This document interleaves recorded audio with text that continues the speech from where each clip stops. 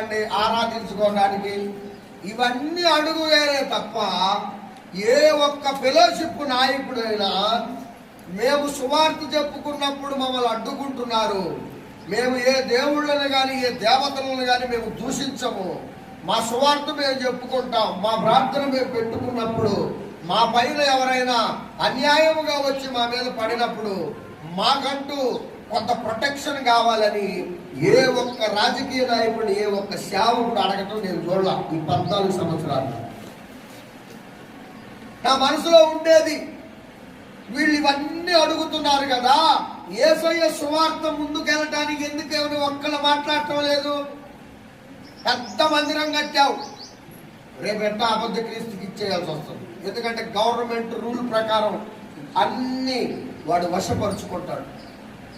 ఎందుకు నీకు ఆ మందిరం? సువార్త చెబుతుంటే అన్యాయంగా సేవకులు కొడుతున్నారు. ఇప్పుడు మందిరాలు కూలగొట్టి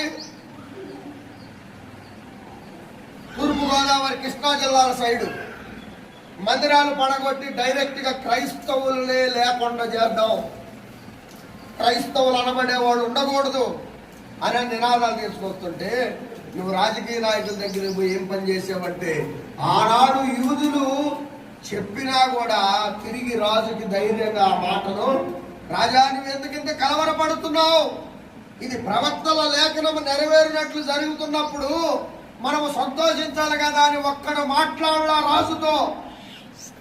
కారణం ఏంటి అనంటే వీళ్ళు కూడా డబ్బుకి, తిండికి, హోదాలకి, సుఖానికి, సౌఖ్యానికి